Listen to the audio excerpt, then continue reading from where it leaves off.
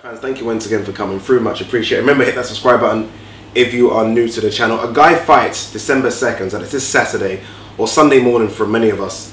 Miguel Cotto, for me, one of the greatest fighters of this generation, a full-weight world champion, the pride of Puerto Rico, and a guy that I will have in my top, let me think before I say something ridiculous, top 20 best fighters over the last 20 years. He's one of my best fighters, so I'd have him a lot higher than that, but I don't want to start arguing with you guys saying that he's not in there. So for me, top 20, Miguel Cotto. Remember, he's a full-weight world champion. I agree the 154-pound belt that he won was a bit dubious, to be honest, but regardless, he done well at 140, done well at 147, and obviously beat Sergio Martinez, who at the time was a 160 king. Yes, Martinez wasn't the same Martinez, but nonetheless, he still beat him. He fights this Saturday against Saddam Ali, and it'll be his last fight, he says, and I believe him. He's very much family orientated right now, so he's definitely not coming back. He's made a shitload of money, and I think he's very comfortable with that. I'm going to kind of reverse a bit. I gave him uber amounts of stick when I realized he's fighting Saddam Ali, and the reason being, look, I wanted him to almost have that big mega fight, right? It's his last fight, it's Madison Square Garden, he's a hero to so many people, including myself, and I wanted him to be in a big one. There were rumours about maybe a Mayweather fight. There's rumours about him fighting the winner of GGG versus Canelo. Numerous other fights. Maybe even fight one of the Charlo brothers. And in the end, he chose someone that hasn't really done nothing at 147, has been smoked, and isn't a 154 guy. So it kind of went down as a damp squid for me, as a Miguel Cotto fan. See, when I look at it now, there's something about us fans who we almost become bloodthirsty. We're like vampires.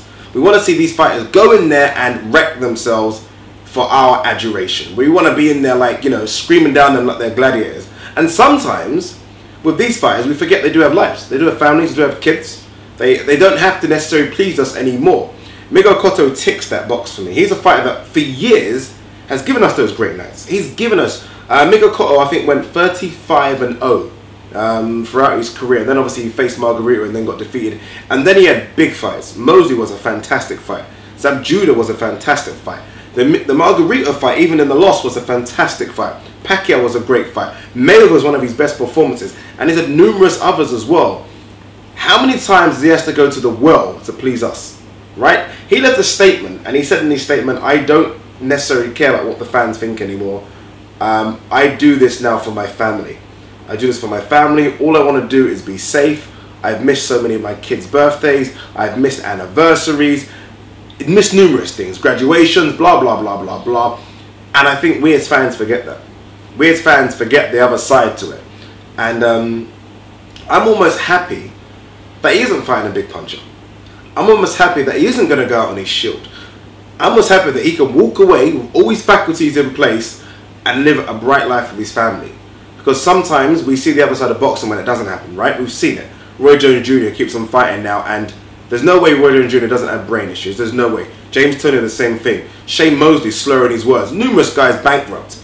We have a fighter here in Miguel Cotto that has almost done it the right way in terms of giving us great performances over the years, and now he's choosing to do it his own way, and we still moan.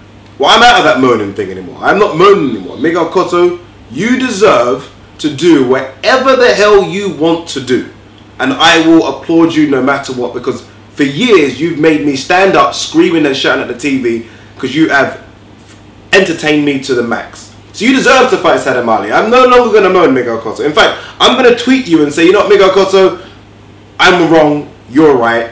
It's all about your family. It's all about making that last paycheck and then going off safe into the sunset with the Cotto family. So Miguel Cotto, it's your last fight. Thank you for entertaining us. I salute. But guys, look, what do you think? Is it okay for him to fight Saddam Ali? Should he have fought one of the good guys at 154?